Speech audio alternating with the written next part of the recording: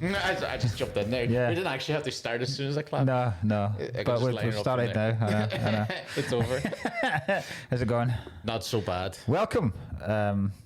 Yeah. Hi. You know what you're fucking here for. Yeah. If at this stage, I'd mind you, if someone did come in now for their very first episode, they'd be like, what the fuck? Yes. But yeah. I get surprised again by people that listen to this. You know how I'm all constantly surprised that anyone listens? yeah.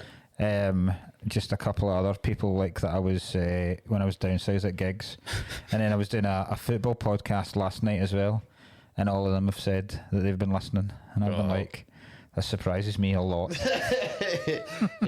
You only think it's like 7 people, doesn't it? I only think it's ever the 7 people that ask us questions. Okay, right. I think there's I think we have a very, very small but very dedicated to the point of obsession. Yeah, okay, yeah. But no, it's not, and it's not. It's generally nothing to do with that at all. It's my own lack of understanding of the fact that anything we do might be good.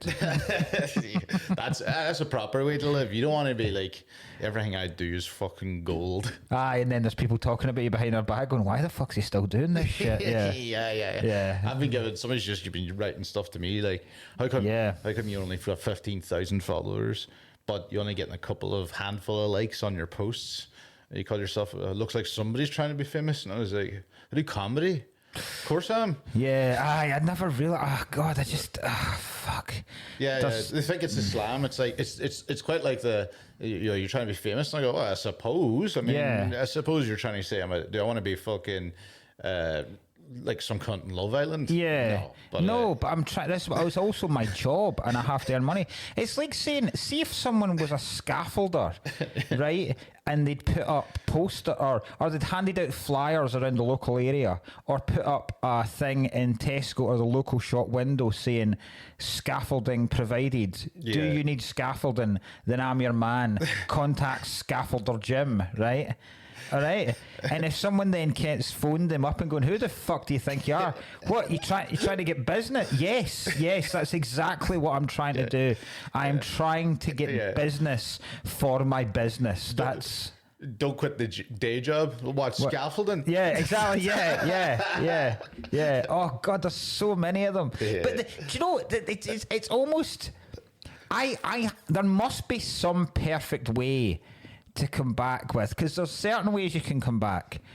You can come back angry, which I've done. You can come back like a fucking psychopath and start offering people out and going, say that to my face when you're at a gig next to, you know what I mean? That's not healthy. Yeah. Kai keeps doing it now. I enjoy Kai doing it. Kai does it, but Kai can back it up. Kai kind of go, Kai keeps going, I'll fucking spin your jaw clean off. Talk to me like that again, which is quite funny. It is funny. Because he can. Yeah. And then there's the ignoring it, which isn't, as we all know, isn't an option. Nah, I used to ignore it, and then I realised I've now just decided, maybe like 2 weeks ago, I decided to go back to my old ways. You know, my 2014 to 2017 Cullen. Antagonistic ways. Sorry to speak myself in the third person, but I feel like a different person then. You know? And it was antagonistic. Yeah. The guy was like, guys just commenting like fuck under it, going like, you piece. He's called the Patriotive Collective. And I clicked into his thing and it said ex-military, protect our families, and then has like all the British Isles and the Great Britain and Ireland flags and everything, one post. Yeah. 3,000 followers. It's when you realise that it's when you start to realise that these people are mostly 90% maniacs and genuine lunatics. That's when you start to go, right, okay, I shouldn't engage with these people. But there is also, like, as I've spoken before, there is a very thing where I don't like the injustices and thinking they've won. That's what keeps me going with it. But like, it's only when you realise, it's only when you start stepping out with your own stuff and you look at other comments on other things, and not just, so look on other comments on other performers, and you go, right, there is not one person in the world who is universally accepted. Oh God, like literally, because I used to think Bridges I was like, nobody hates bridges, right? Yeah. I can't think of any negative comment I have ever heard about his comedy at all. And then you go in some of his posts and you go, all right, there they are. Yeah, right? Yeah. And then, but then if you take it outside of that, and then you take it outside of bands and actors and films and stuff, if you take it just to general people posting something, there will always be some bellend that will find the exact opposite point of view and be angry at the fact that theirs hasn't been expressed yet. It's genuinely incredible. It's like it's just people venting, suppose, and then and then you're venting back, and then you're doing a stupid vent. Yeah. But I kind of like I was ignorant for years, and now I've went. I actually don't want to pretend I'm above it. I know. I used to vent a lot. Just call me Venting Tarantino. Venting Tarantino, shit. Ricky Gervais had a perfect way to put it a couple of years ago, where he did a routine where he was like, "Do you know what? Do you know what social media is like? It's someone coming up and advertising guitar lessons, and the first comment being, what? I don't even fucking want guitar lessons." That's what it is. Yeah, that's good, actually. Yeah. Jimmy. Or Jimmy. No, Ricky. One thing before we move on to something else that annoys me about social media this week, because it gets to that point where, like, I don't know what you want. I do not know what you want. I saw Robin Ince put a thing up last night saying he'd had the lowest crowd he's had in over a decade, and he was like, I genuinely don't know what it is anymore. I don't know what people... I don't... And there was a thing it is nothing like that, but it just made me laugh a lot. The fact that we can put up clips that we think are very, very funny and they'll get lots of views, right? And then I'll put up stand-up clips that are very funny, and then I'll see people putting up extremely funny stand-up clips and getting nothing. And then I was up in Dundee on Friday night doing the start of the tour, and it was during the storm. And the drive up was horrendous. I was properly panicking because I was like, am I going to get there? Are the venues still going to be... Because it's right on the kind of front of the the Tay, right? So I'm like, is that going to still be going? And are people going to turn up? Because it's literally saying, do not leave. Don't leave the house unless it's absolutely necessary. My show isn't absolutely necessary for anyone. So I'm panicking about this. I get there, and it's actually calmed down. The drive was horrific at some points. But it's actually calmed down a bit. And then I went and I was like, right, I've got about 4 hours. I'll go through the show. I'll go and have a bit of tea. I'll just relax, right? And then I drove. I got myself parked. I came out of the car park, the multi-story car park that I'd parked in. I came out, and it was like God had just been told that his wife's been cheating on him. He had fucking thrown everything at Dundee, right? So there's street signs being blown up the road. There's bins being blown over. There's rivers, literal rivers going up this street. I filmed it partially to send to Amy to just go, look at the fucking state of this. I filmed it. I put it on Instagram just as a story to say, this is 5 minutes before my show's due to start. I don't think God wants this to go ahead. The most popular video I have had in about 10 years. See, that's just... Like, what routines I've worked on for years, nothing. Quick video of the rain. Whoa! Yeah, it's now starting to get to a thing. See that there? That's a great point, because it used to be, I was like, throw it all up now. It's you cut up all the other stuff, but now it's actually got to this stage where I'm actually now going, like, I actually only want to throw up shite, because some of, like, if I go, here's famine, trans, abortion, they'll do well, because it's just because it's like... Buzzwords. Buzzwords. If I put up like one of my best written jokes that I've fucking hung out, like, this is what I'm proud of, there'll be like 14 likes, and I'll go, and I'm like, well, see, this is now not what I think we've missed the part where your good stuff traveled, you know, and now you have to be just lucky, which isn't good enough to be like lucky. So now I'm like, okay, fucking hell, because, you know, funny. What amazed me the most about the weather one, right? Weather, like people were following me because it says people have followed you after viewing your reel, and I'm going, why? What is it from this that has made you? Do you think this is going to be it from now on? It's just going to be the odd video from me of extreme weather because you're going to be so, because this is the only one I've ever done. It's not that I'm not a fan of extreme. I'm as big a fan as you clearly are, but it's not going to be weather-based content from now on. What has piqued your fucking interest in my page now? Are you going to have to do like gigs in places where there might be extreme weather just to get it? Yeah. Like in Kansas? Yeah. Show in Kansas starting in 10 minutes, there's fucking tornadoes about that. I'm going to be like Bill Paxton in Twister. I'm going to have to follow the storms, quickly arrange a show just so I can show what the conditions are like beforehand.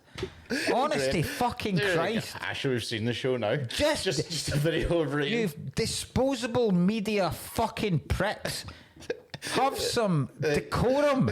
Yeah, I enjoy the fact that our only thing to try and get better was we can't use that other camera anymore. yeah.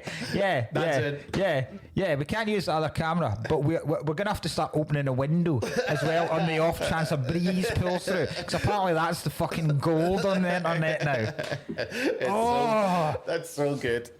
It's so funny. Just fucking somebody, I was speaking to somebody about this, and they were like, because you were like saying arguments, if you could write the most banal, simple, lazy joke and mention the trans issue, or you could mention Palestine, right?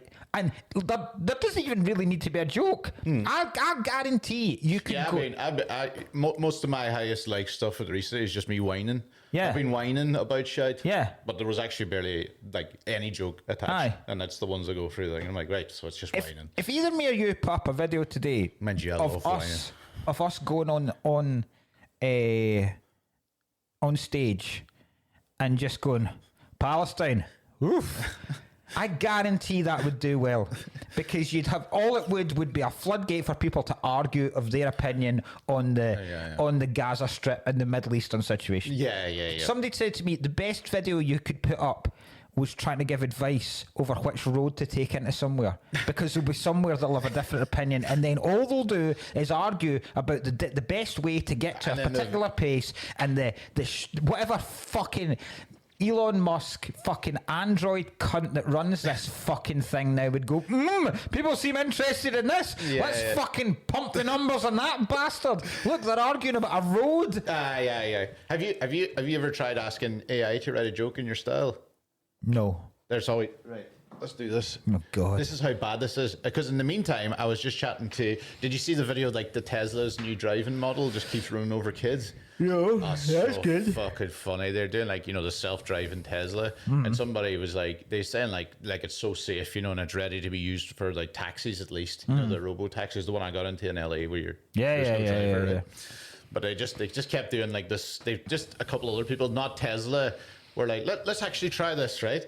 So they just put up like a bus. Yeah. They had a bus there, and a kid walks out. Very nice. This fake kid just gets drawn across like a thing, right?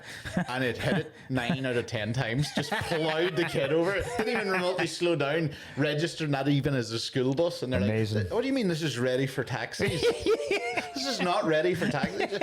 So funny seeing a crash test dummy kid just getting splattered like 10 times and everything. Oh, God. Right, let me see. Look at this. Is just regular chat to you. Let's take out a fucking tree in the Amazon for this. Write me a joke in the style of Scottish comedian Mark Nelson. Well, my point is... I don't think you need to put Scottish. I think it'd have known. Oh, no. You could have just put Mark Nelson. We didn't need to put Scottish comedian. Do you know that actually came from me, because I've tried this, and it wrote Ryan Cullen and went, like the Irish race car driver, and I go, no. Yeah, I know. No, the Irish comedian. There's not a chance it would know who. Sure, here's one in the style of Mark, darkly funny, sharp, with his dry Scottish bite. Fuck. Right, because like AI It's taking the piss out of my teeth. You took a piss out of my fucking teeth. Yeah. I told my wee girl. Oh, God. That when I was her age, I used to play outside all day with just a stick in my imagination. She looked at me and went, "Was your Wi-Fi broken?" "Aye, hen, for 20 years." That's you. That's so depressing. I hen. I call my wee girl hen. I hen for 20 years. Oh my God almighty. Now write me one. Now write me one in the style of Irish comedian. I'm gonna guess which it is. How many lesbians does it take to kill a baby? 9/11. That's gonna be my prediction of your joke. Oh God. Oh, right. Okay. Ryan is darker, slightly more nihilistic, and often walks that razor edge between grim and hilarious. Grim. Comedy's grim. Right. I tried mindfulness, living in the moment, breathing, appreciating life. Lasted about 10 seconds before I remembered who I was and thought, no, I'll just be miserable. It's cheaper. There's Right, so, ladies and gentlemen. So it's really picked up on your use of language and the fact that you like to use as little few words as possible by creating the wordiest joke possible. It doesn't even make any sense, yeah. It's just cheaper being miserable is basically what it said. Write me a joke in the style of the greatest comedian of all time, Bernard Manning. There's two black fellas. Right, he's nailed it. Fuck me, you're just like we pretend it's good, but it's got a lot to work out. Oh Jesus! Do you know? Now I said there wasn't going to be any weather-based content. They're fucking strap in, new fans. I had to do something that I've never had to do this week. Hire a tree surgeon. Jesus Christ! What happened to your tree? Tree fell down. Tree fell down. Yeah, trees get cancer. Yeah, to get that knot out. Had not spread. Who fucking knows what'll happen? right. Trees got bark cancer. I have a huge bit of tree fell down in the car. Yeah. Did it wreck the car? No, luckily. But it was like blocking everything. Yeah. But the big danger was because there was another bit hanging off, and he was like, "We need to get that dealt with." And I was like, "I don't know, do we?" Like, it says, if that falls on someone, we're liable for. That's such a stupid. And then I didn't believe it, and then I googled it. I was like, "Yes." Yeah, I know she's right there. Yeah. I just can't believe how stupid that is. If if a tree falls down and falls into the pavement. Well, it wouldn't if the tree. If the tree was if like during this, because this was the next day after, so it obviously the storm had damaged it, and then it fucking. But if it falls down during the storm or after the storm. It's fine because you're like, how the hell was I supposed to know? It was the fact that we had acknowledged the fact that we knew there was a hanging branch. Okay. Then we're culpable because, I don't know. It'd be like parking, if you parked your car on a hill, but you had prior knowledge that the handbrake was a bit dodgy. If it mows into someone, you are liable. That seems way more like fucking, less like, that's your machine and thing, not like, oh, that's my tree, Mother Nature made it. Like, if you're, because like if it's just at your front gate, right? And for some reason I feel like you're saying if it's hanging on, I'm just imagining like an old woman, it's always an old woman walking, and then like the tree kind of breaks and then just swings a bit and clips her in the side of the head, punts her into this road. In the traffic, I see. Boom, so that's interesting. You went for old woman, I went for child. We said this the last time, didn't we? I think that as much as I love dead kids and killing children and babies, just a wee hint for anyone else about killing a Christmas present there. As much as I love the murdering of youth, I think elderly is funnier. Because I said, remember, like I was like, because they've lived their whole lives, I actually find it more sad and went through every horrible shit in life, and then they die hilariously. You're just like, who do you reckon would be more vulnerable to a swinging branch, an old frail person or a small child? I think an old person would their bones would crush into dust, whereas a child might just flop about. I think because kids have got like bottom heavy. That's it. Do you know what I mean? I don't think there's much. Whereas if it hit a child square on, I think the child is likely to just either get knocked out or fall straight over. Yes. An old woman, I reckon, would get carried. Yes. Like, yeah. Yeah. 'Cause I don't think there's anything to... There's not anything to block the force of the tree. Are you looking at your window, right? Seeing your tree snap and taking an old woman like into the road, and you're just sitting there with Amy going like, for the love of God, we have to move her and that branch up the road. Like, find another house with a similar tree. Like, just shit. You're sitting there like smoothing off where it broke on the leg and painting it as if it's nothing. The perfect crime. I'm making a branch out of papier mâche. It's all right. It'll be all right. We'll be all right. We'll get out of this alive. So people were asking us to do, since we did a Robert Redford, tribute movie, we should do one for that woman that died from Patricia Routledge, is it? The woman from Keeping Up Appearances? Yeah. Fuck, what? No. Wait, let's try and find their filmography. Somebody did put in like 2 or 3, I never looked at it, like, but somebody put in 2 or 3 like movie types. I think they were joking, like. I can't think of many other actresses or actors, or no, not so much because she seemed all right. I can't think of many other TV shows that you would hate more than Keeping Up Appearances. It's terrible. Vicar of Dibley, that type of shit. I didn't like. One Foot in the Grave wasn't too bad. One Foot in the Grave was great. That wasn't too bad because it didn't really rely on like, I'm British. Patricia Routledge, before I look at this, strikes me as the kind of person that if I come horse and cock. Yeah, but if I come across here that during the 60s and early 70s she was in a lot of saucy British seaside comedies. If I find out, like, I wouldn't be surprised if she's got her Norks out and like Blackpool Boys with a Y in it. Yeah, or like a hitch. Adventures of a Taxi Driver or something like that. Okay. Let's find out. Discography? Whoa, we'll get to that in a minute. Fucking Pat's been spinning albums. Right, wait a minute. Right. I was on Ed Gein's, by the way, Wikipedia page last night, and the second thing down says work, and I was like, don't call it his work.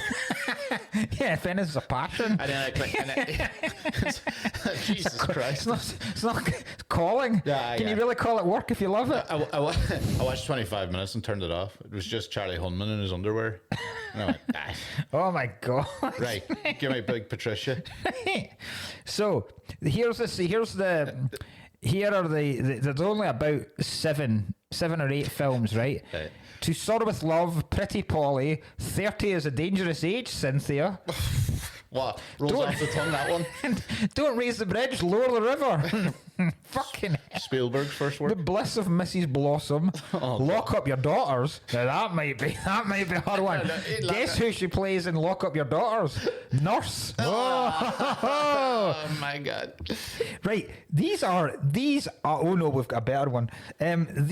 So after, you'd think that 30 is a Dangerous Age, Cynthia, and Don't Raise the Bridge, Lower the River might be the wordiest titles. But then when 1969 we have, If It's Tuesday, This Must Be Belgium. If it's Tuesday, this must be Belgium. What the fuck is that? What does that even mean? and then Lock Up Your Daughters was our best chance of a saucy sex comedy. Not until 71, Girl Stroke Boy. Oh yes. Girl Stroke Boy, a British comedy. Yeah. Yes. This is going to be terrible. No, it's not. Heart attacks, is it? We haven't lost a son, we've gained a girl stroke boy. Is this about... Is this about trans? Ooh. A middle-aged couple, author Letty and schoolteacher George, worry if their son Laurie will ever get married. Laurie brings home his new girlfriend, Jo, the androgynous child of a West Indian politician whose gender and sex Letty begins to question. Here we go. Well. Here, what year was that? This is 1971. Jesus Christ. Fucking well, that's going to be in, man. That's going to be... I bet that was tackled well. I'd be surprised. We could be. That's fucking excellent. Very nice. It'd be great if we were like expecting some sort of like progressive above his time, and we just turn it on. It's like, who's this bald cunt? Joe. With them flaps.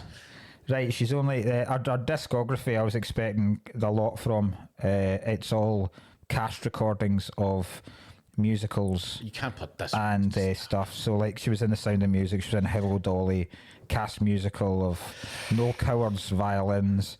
Yeah. Okay. Until 1988, where she released her debut album, Dem Bitches Ain't Black.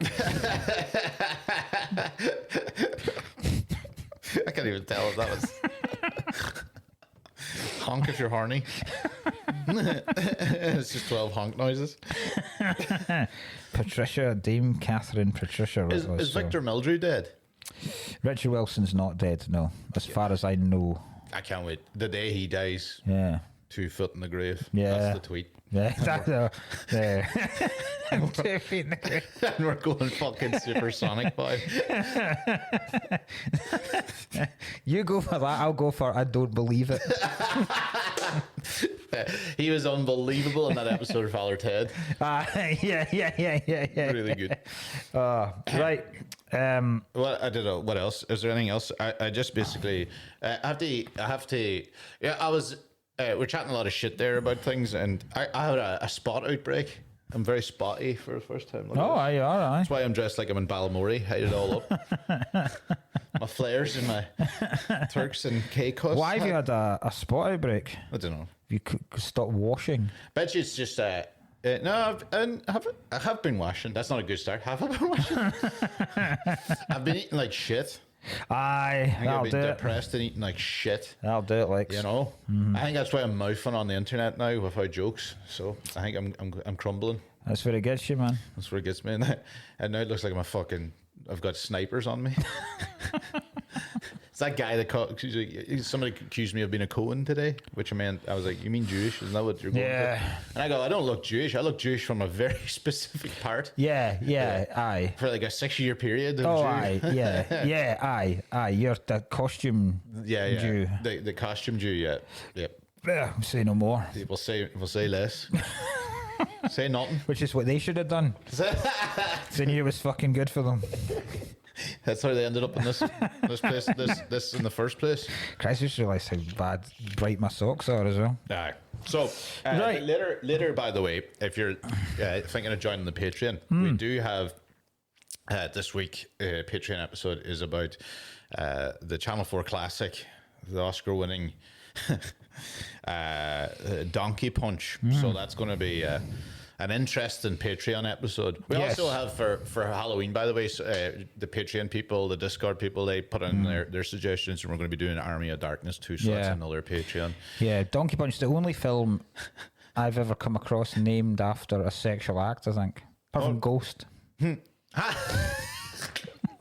Fuck's sake. Miami Vice. I don't know why I feel like that might be something.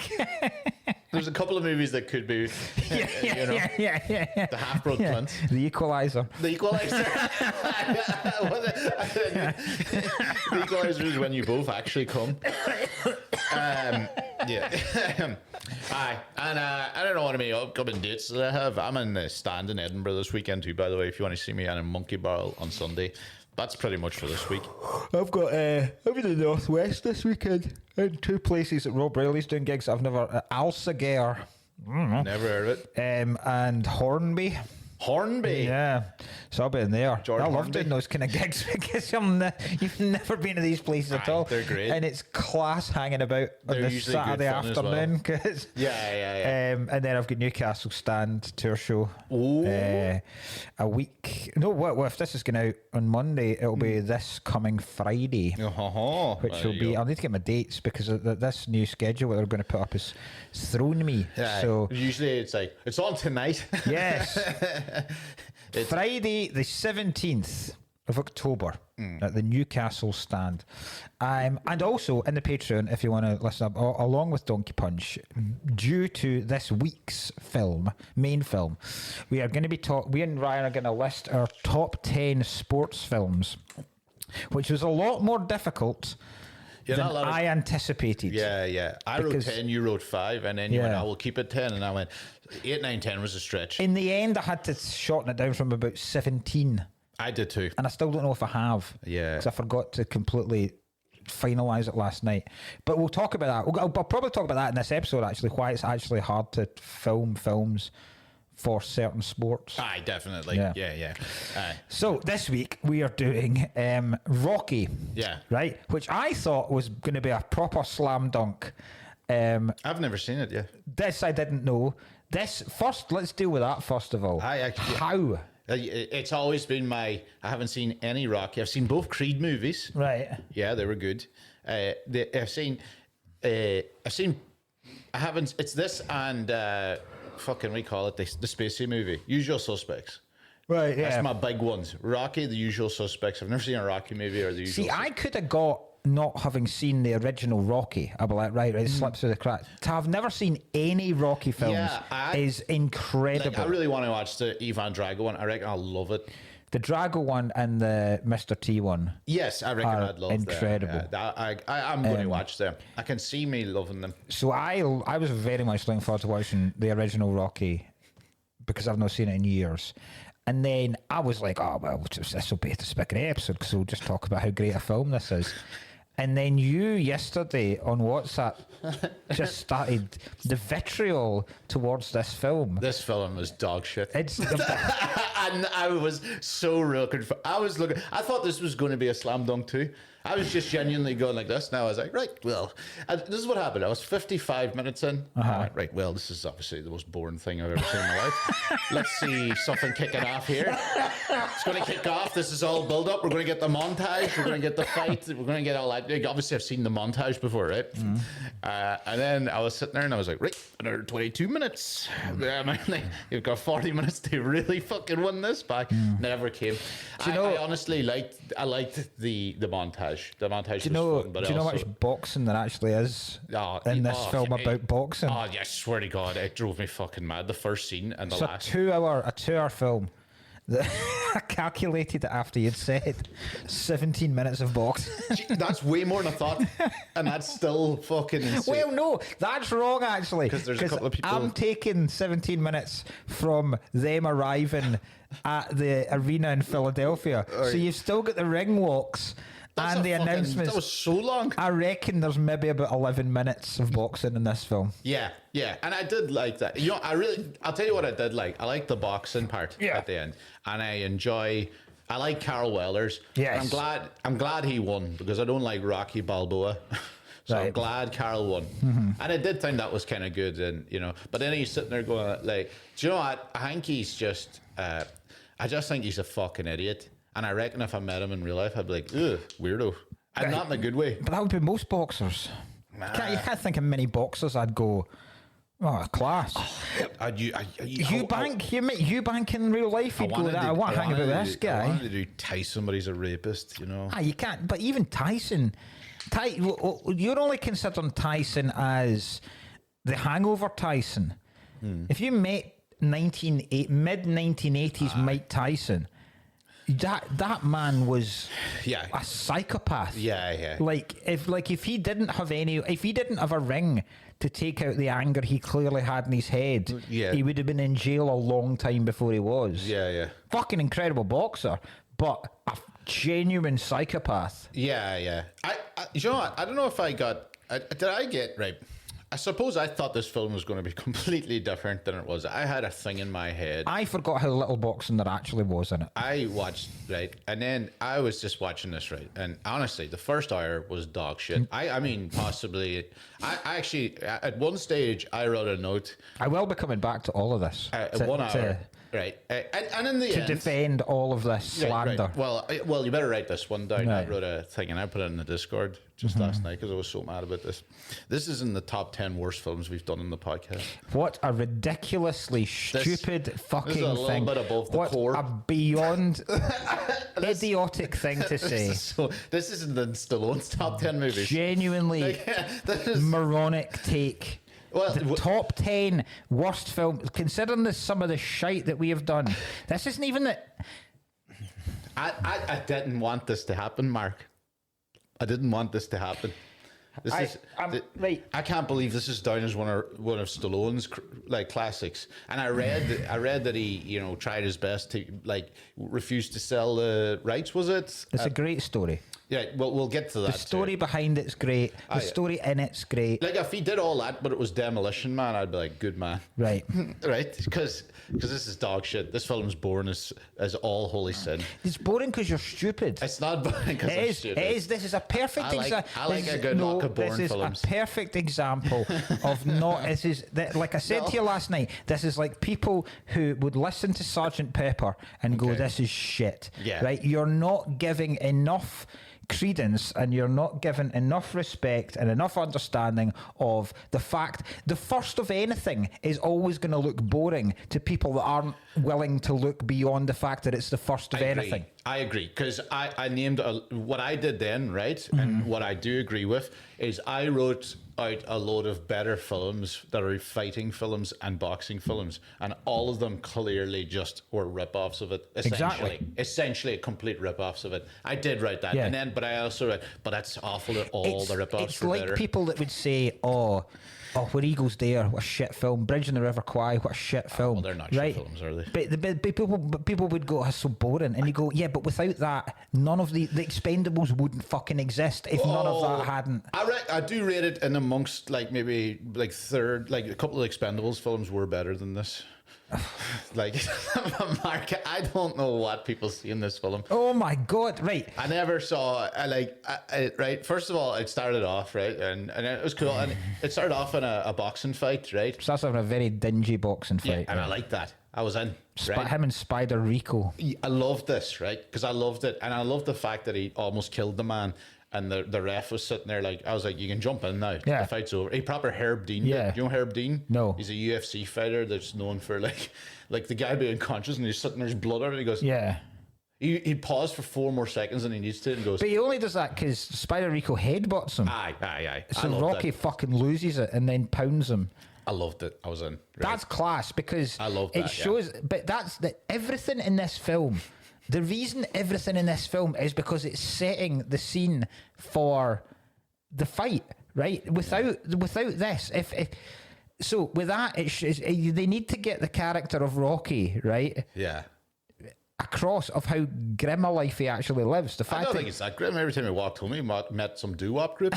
All white as well. A white doo-wop group, having a great time by the bins. Do you think they're all homeless? I couldn't make it out. Because all he meets is drunks, homeless, and doo-wop groups. So I'm like, there must be somewhere else, you boys. If you boys aren't also drunk and homeless, there must be a better place for you to practice.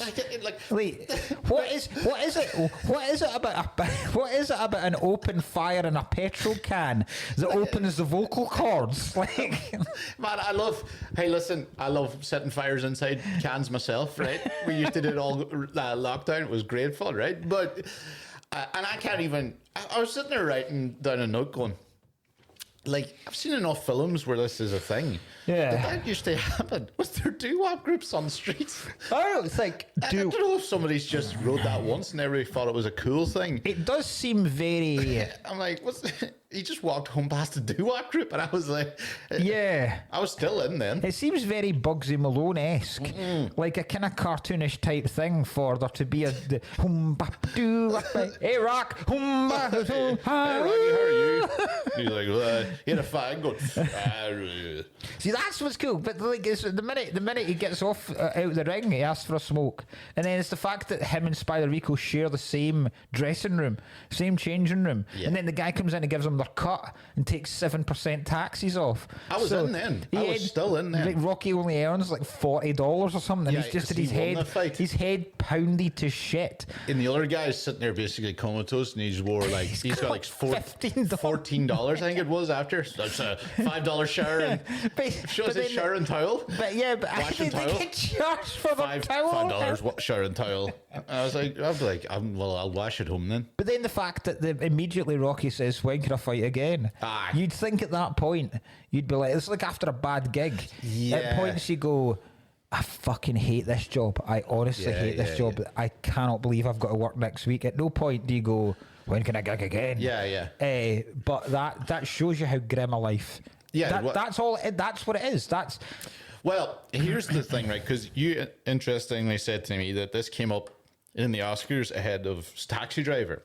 And, Taxi Driver and All the President's Men. right? But I don't think both of them are setting up characters. Very little happens for a big spectacular ending. Yeah, that's what Taxi Driver basically is. Yeah, not a boring film.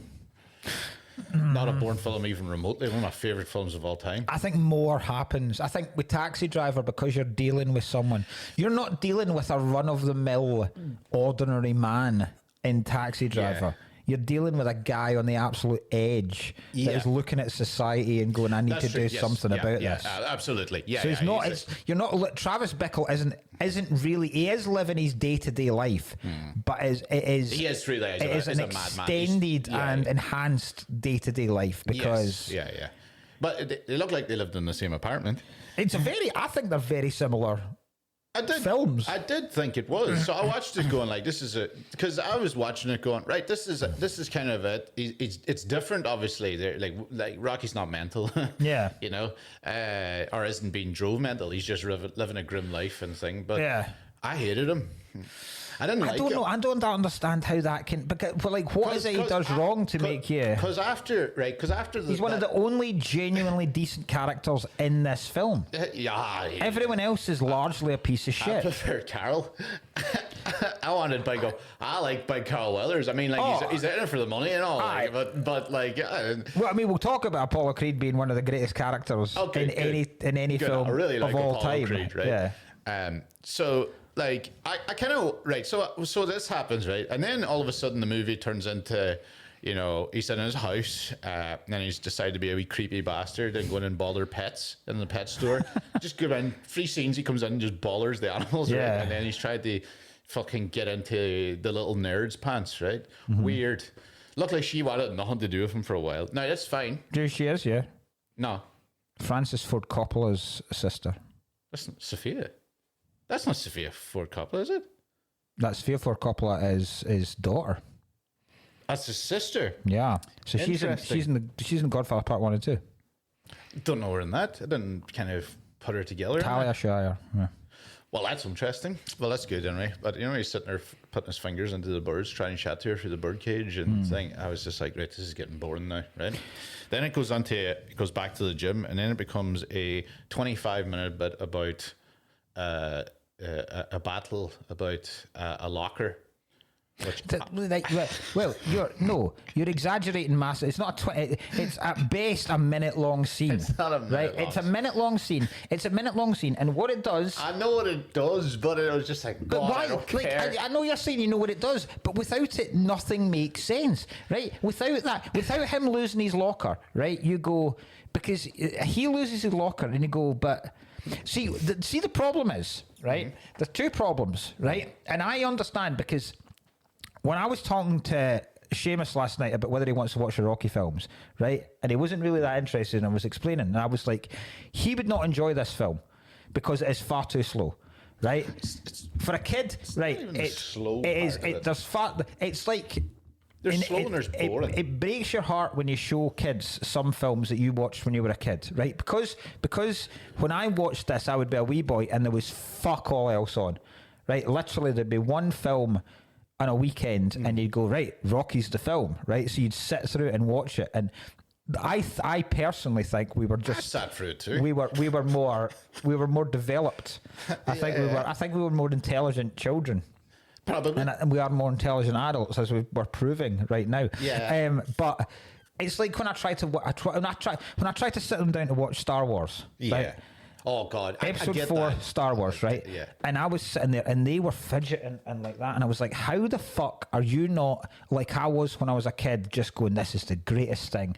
Because they've seen other stuff, right? Yeah. And Star Wars, there's so little happens until they leave the fucking cantina bar. Yes, so little happens. Sure, yeah. Even then, there's fucking trade talks and shit like that. They're talking about, they're just physically talking about building a Death Star, right? It's boring as shit, but it is worth it for the payoff.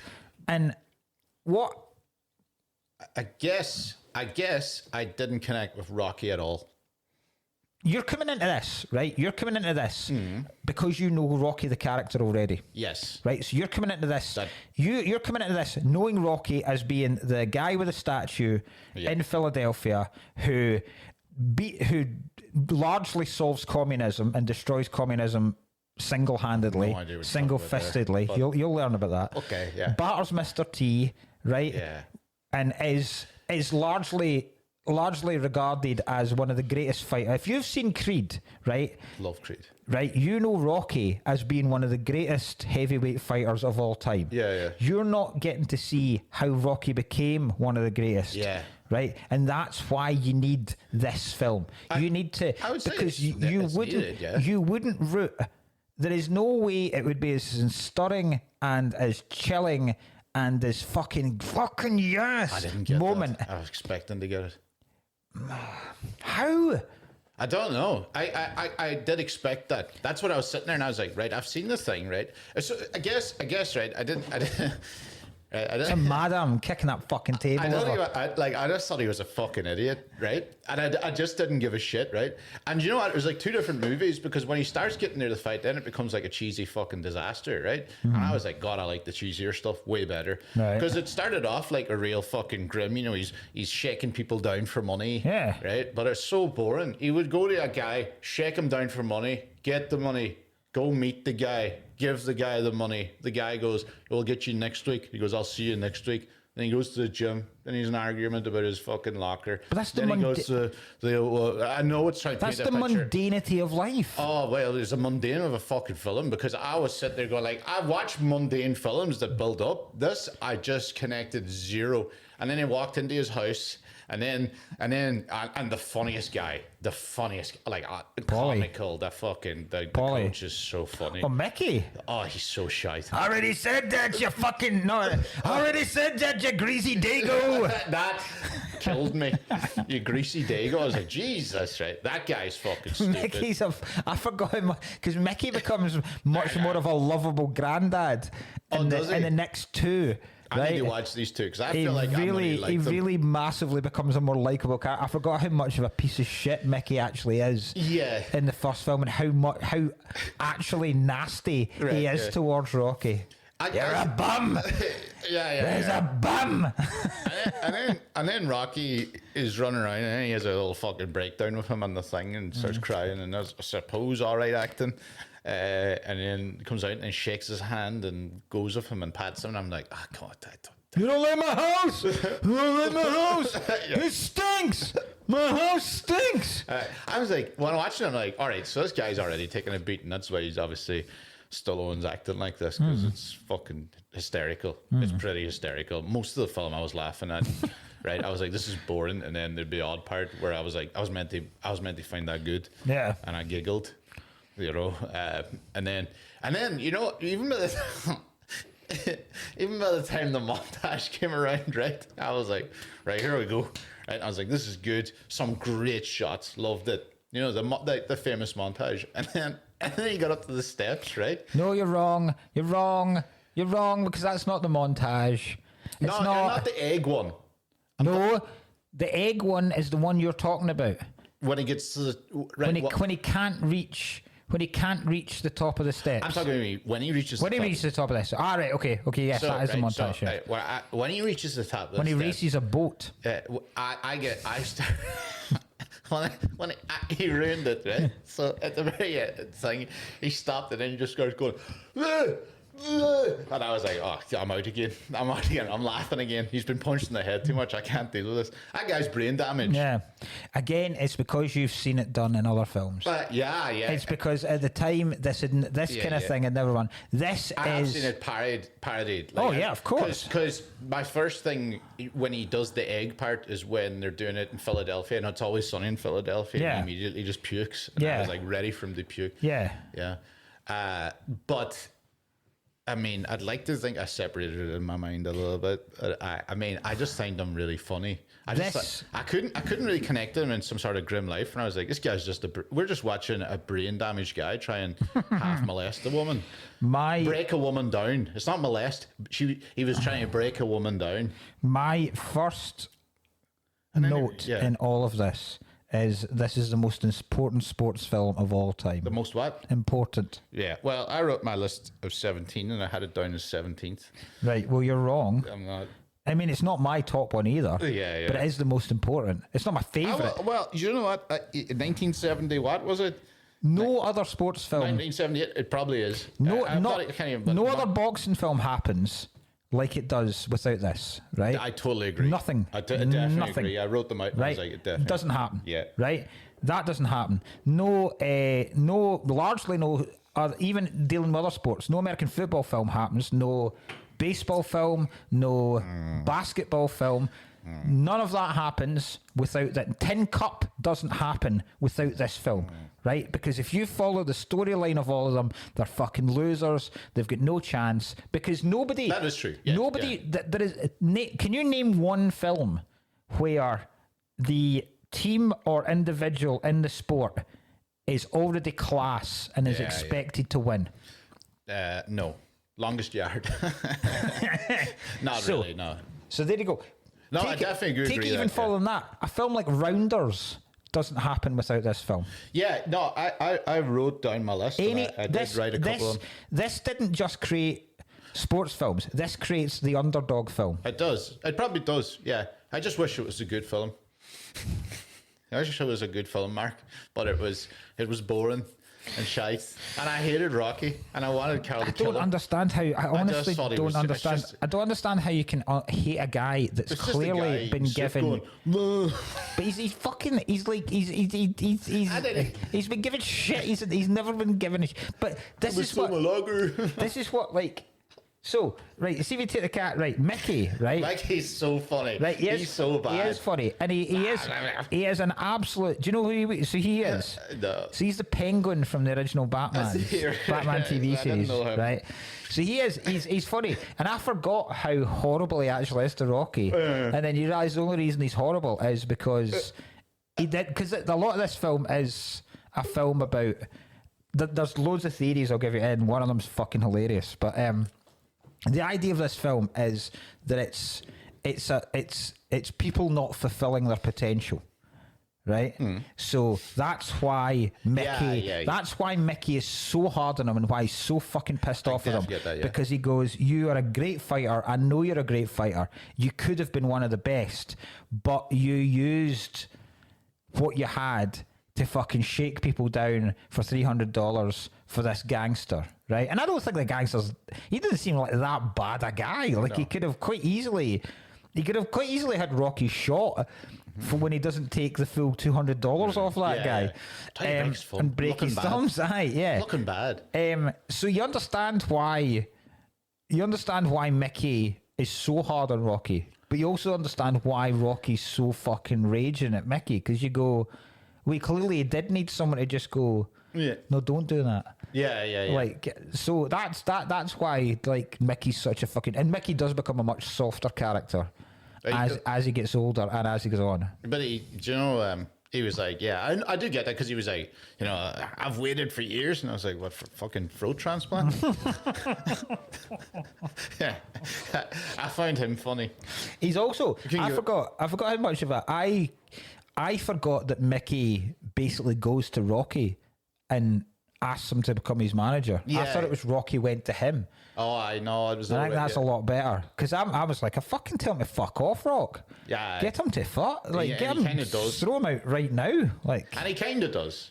And then Mickey pretends to leave, which I kept like giggling at too. And he closes the door, and then Rocky comes out and sees him again. Goes, oh, goes back in the toilet. Yeah, that stinks. It was like a fucking scene out of Third Rock from the Sun.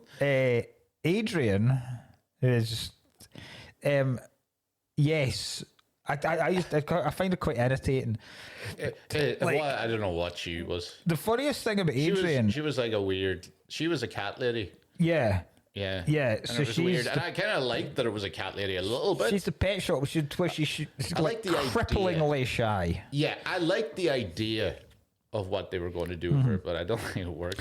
What I like most about her is the fact that she speaks to no one, and then starts to come out of her shell slightly after Rocky takes her to ice skating, right? Yeah. Then Rocky, I mean, doesn't Well, yeah, Grinds are down. Yes. That's Grinds a very polite way to put it. Grinds her down into sex. Yeah. And the minute, because it's got that again. Probably the first film to ever do this, where that taking the glasses off a woman and suddenly she's attracted. She's so funny.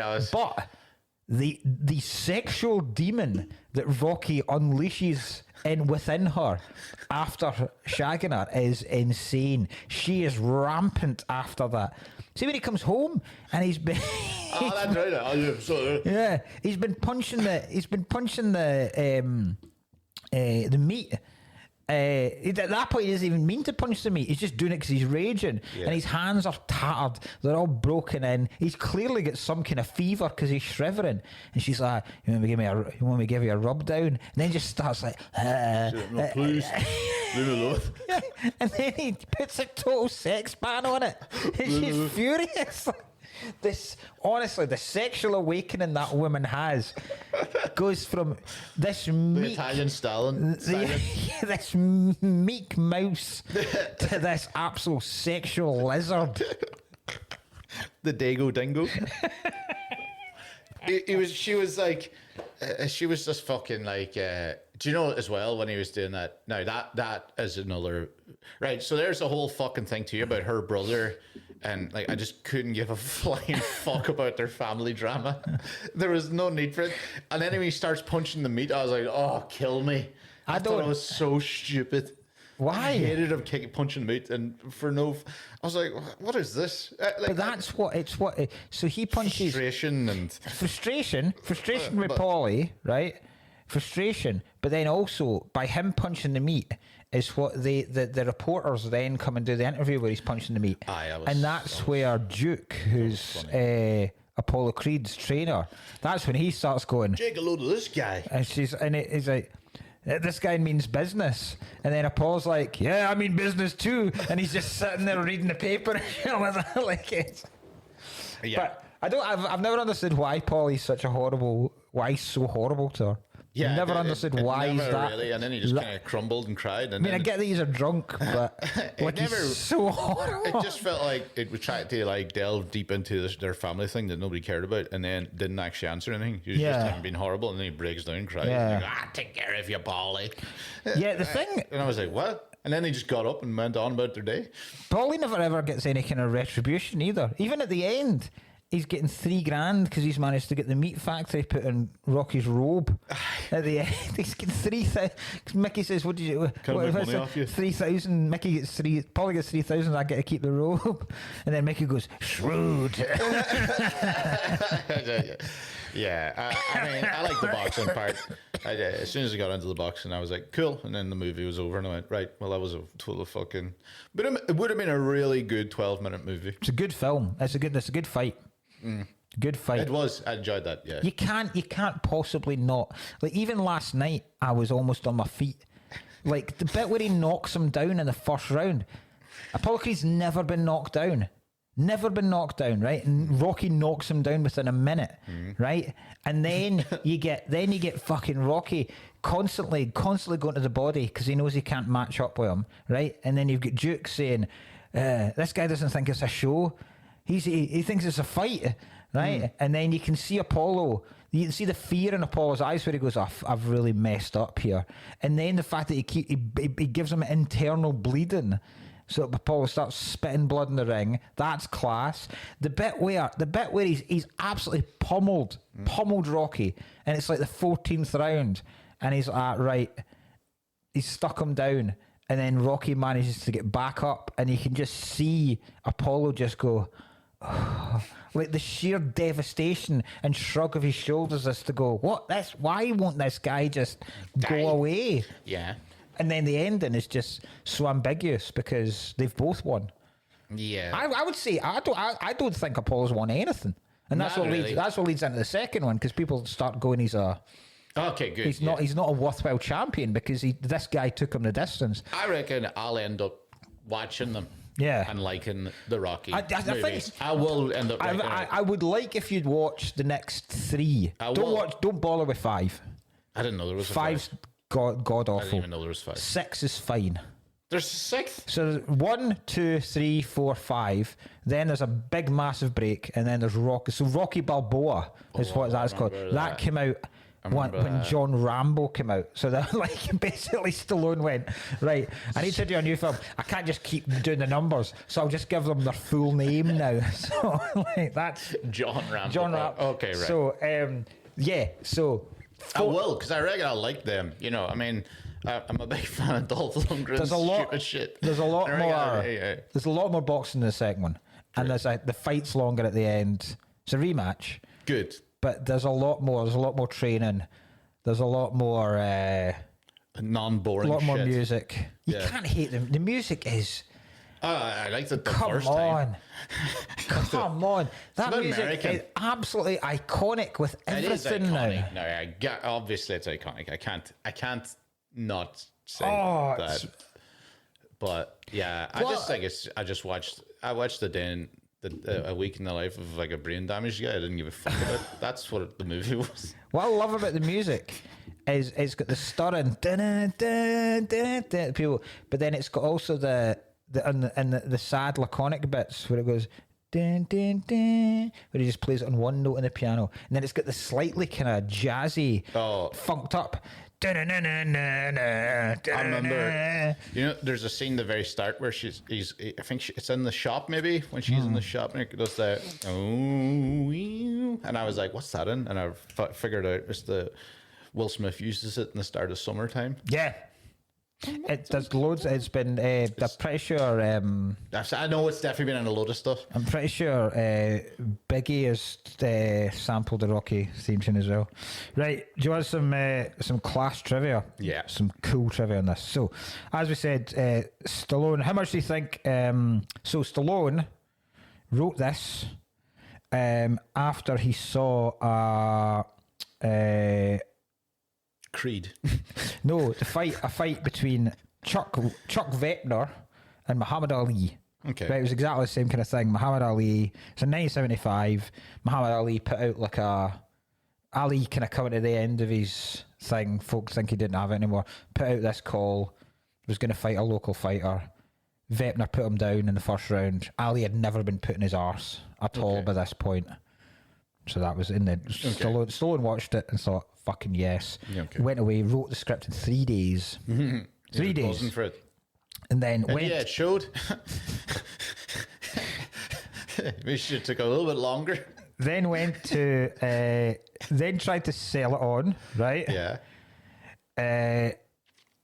Was offered an unprecedented number for the rights. 350 grand for the rights to the film. Yeah. At that point, he had $106 in his bank and no car, right? Yeah. He sold his dog for money. Yeah. The dog is the same dog in this film. So once he'd been given this, he went, bought the dog back, put the dog in the film. Class. Okay. Put the dog in a kennel in the film. Class. But he completely refused. That's great, though. Completely refused to sell the rights unless he was Rocky. Brilliant. Big fan of that. Wouldn't budge. Was quite happy to let it go until someone came. Other people that were in it, some good ones. Robert Redford, I don't think so. Bit too good looking for it. Nick Nolte, maybe. Yeah, I've seen him in other ones now. These are the two. Burt Reynolds. Yeah. I could see Reynolds. James Caan. James Caan, definitely. There's the Rocky. There's a good Rocky film. James Caan would be James great. Caan is Rocky. That's a good film. I watched Feast. It's great, isn't it? So good. He's a great hard man. Right. James Caan's the only person I've ever seen in a movie point a gun at someone and go, you don't fuck with me, and I actually believed it. Yeah. Like one of the only people I went, ooh. Yeah. The first, the main use of the Steadicam that guy had invented in Philadelphia.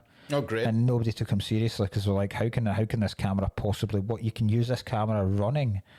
Like, it doesn't have to be stationary. You can actually put it on someone. And he went, yeah. And largely, it wouldn't have become as big if it wasn't for Rocky because it was used during the steps scene. Oh, I thought it was, yeah. So as it follows him up the steps. Great. I thought, well, how the fuck have you done this? He's like, Steadicam. Yeah, great. That's a big one.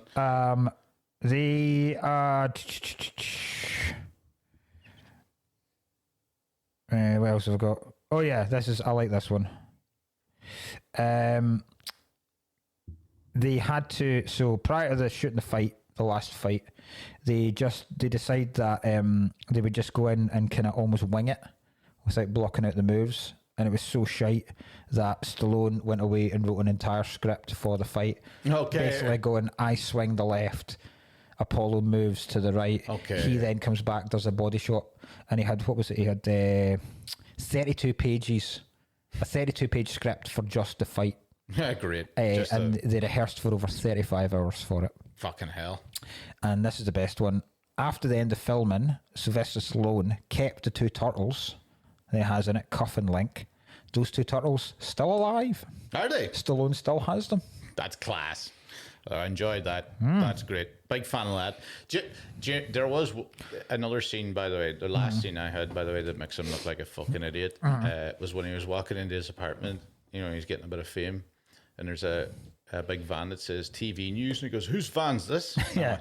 Oh no, he's stupid. Like, he is stupid. Yeah, it's like when Apollo first comes in, he goes, "I want you. Who are you talking to me?" Like, that's yeah. I watched a documentary last night.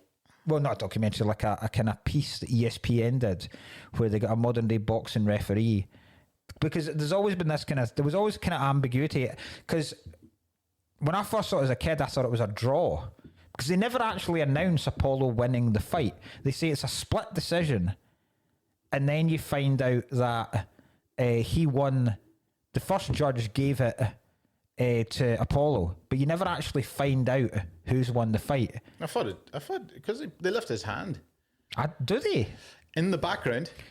Maybe I just missed it. I think because they say it's a split decision. Everybody's already in the ring. Yeah. And he's already shouting the first Adrian. And I think one of them lifts.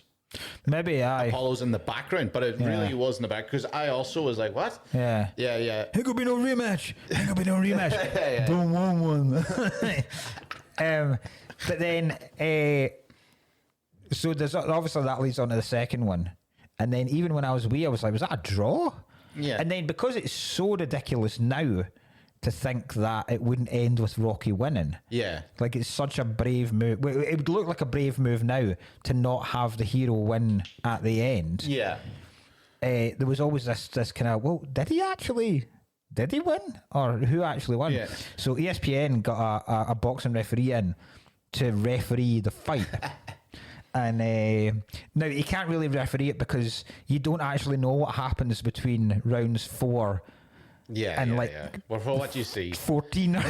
So fucking anything could have happened. Yeah. But he was kind of judging it by the state of them at this kind of side. So he basically gives the fight, like, Rocky wins the first 2 rounds clearly, because I didn't know that.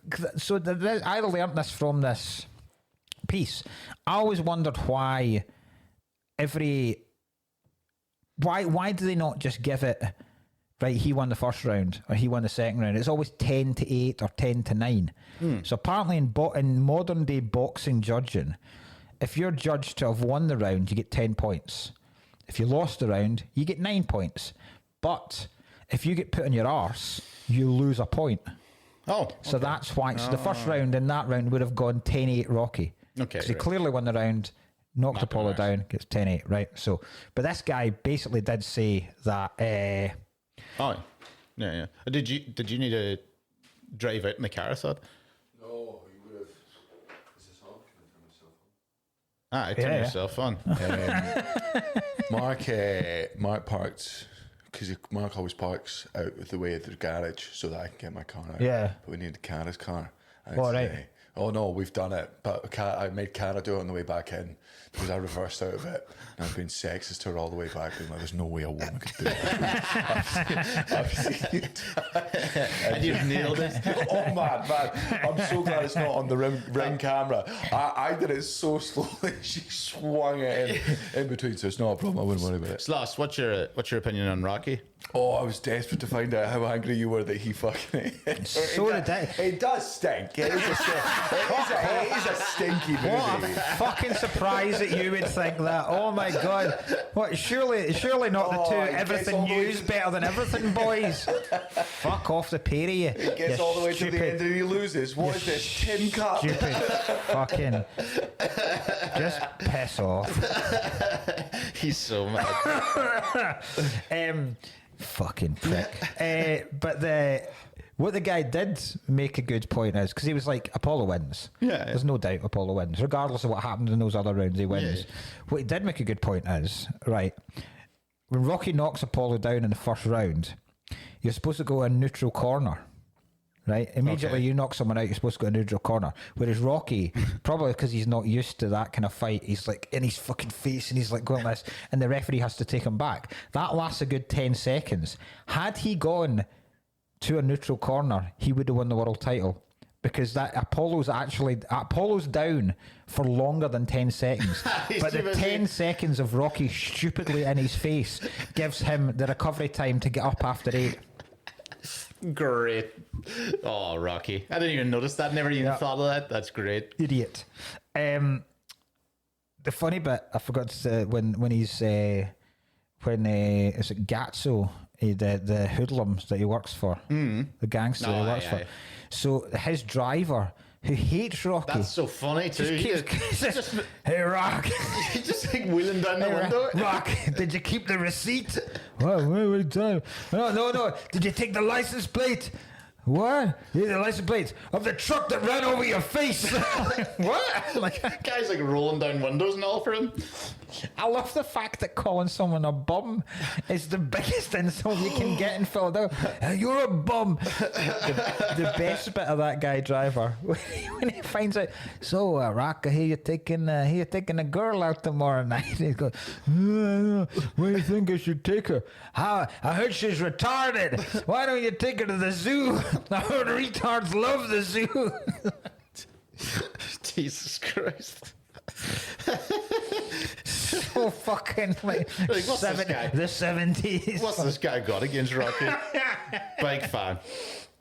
Oh, there is there's the overarching theory of all of these films is the fact of like it's not fulfilling your potential. That's what it is. And aging. Yeah, right? okay. That's the whole that goes through all the ones.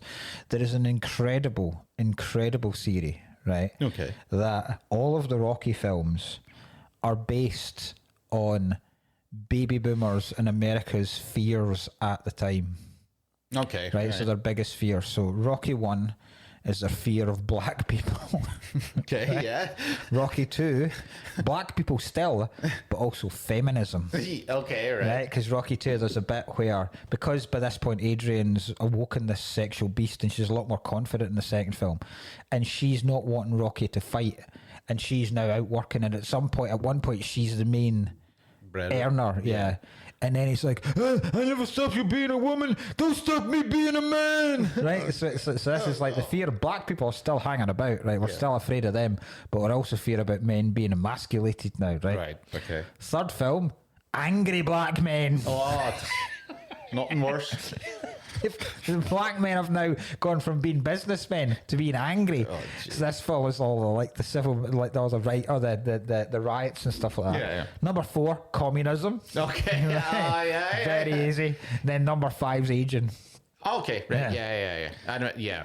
I'm trying to think of. No, I haven't seen Bubble. I've just seen the Creed movies. Yeah. There's an incredible fan theory about 4 as well, but I'm not going to spoil because it would spoil part of the film for you. But it's very, very, very funny. Can I ask a question about Rocky? And I don't know if I've made this up, because when I saw the first time when he was like, Adrian, I thought it was because Adrian was being killed.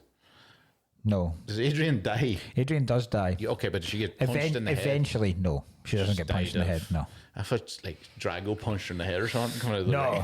I don't know. Right. Drago kills someone. I don't know. I know that if he dies, he dies. Like, yeah. I want to see the Drago one. That's 4, isn't it? That's 4. But I have to watch 2 and 3. Aye, I reckon I'll like all of it eventually, but I don't think I'll like. 3. I'll never watch Rocky again. 3 is brilliant because if you think Apollo's got some cool lines, Mr. T, hey boy. Like they ask him, my prediction for the fight, pain. Yeah, exactly. It's just fucking class. Okay, I'd enjoy that. That's now. But we're agreed Apollo's one of the classes, one of the coolest names. Apollo Creed is one of the coolest names you will ever get. Yeah, it's great. And he's fucking class. He is beyond cool. He looks incredible. He's clearly a class boxer. Yeah. Some of it, the Italian stallion. Italian stallion. He's great. God, rest in peace, Carl. Oh, absolutely incredible. How many films does he, by the way, where they're literally just zooming in on his muscles? Oh, it's awesome. Like they do it in the start of Commando, where they're just zooming in. This one, he's sitting there like this, and it's like, oh, it's just. The more you learn about Carl Weathers, the more you go, this guy's fucking awesome. We need to watch Action Jackson where he gets his own. I love him in fucking Witchguild, Arrested Development. Yeah. So fun. Yeah. He's so good in Arrested Development.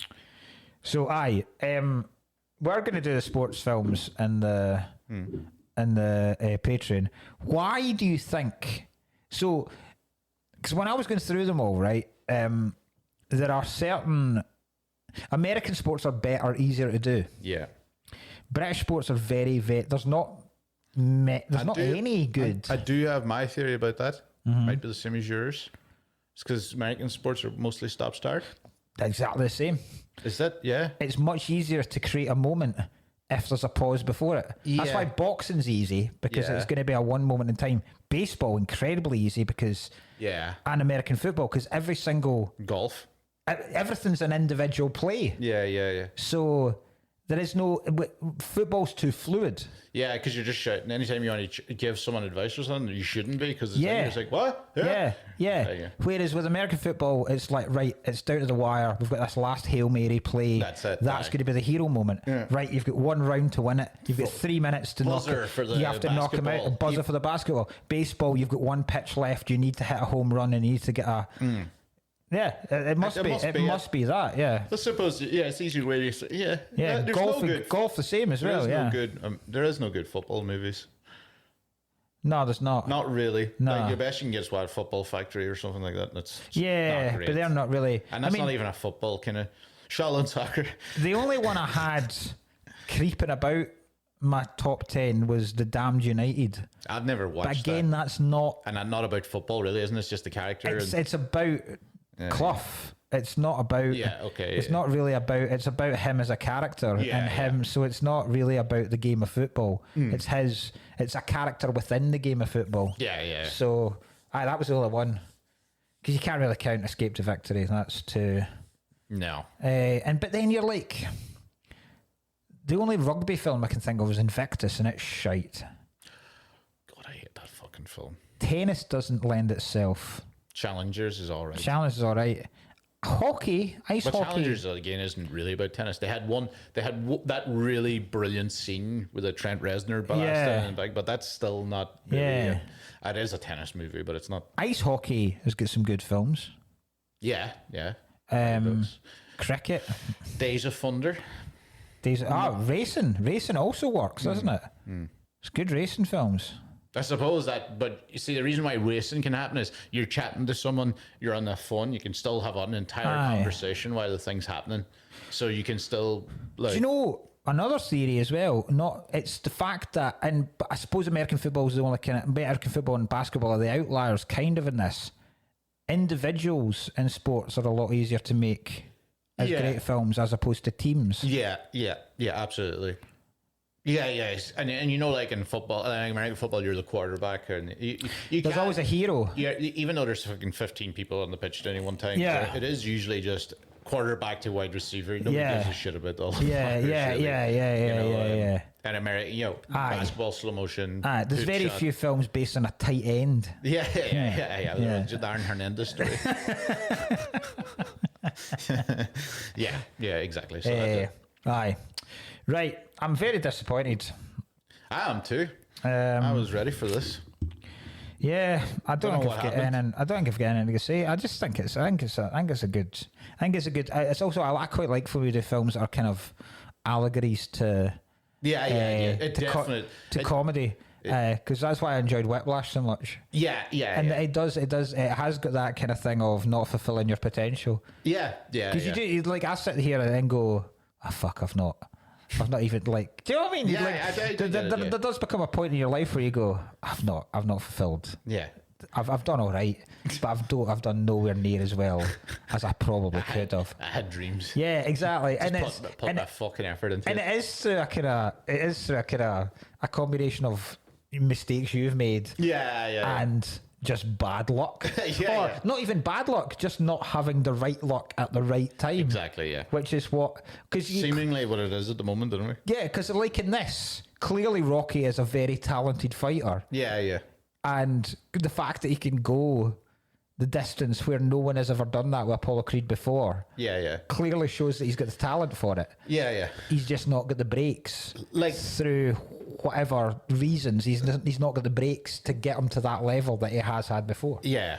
I think like, I'll give you, it's not a spoiler, but like, I think the best fighting, I will say this about Rocky, the best fighting film I've ever seen is Warrior, hands down. And it is basically just Rocky. Yeah. Like, it's all the same type of shit. Run down thing, but similar in so many ways. Loads of it.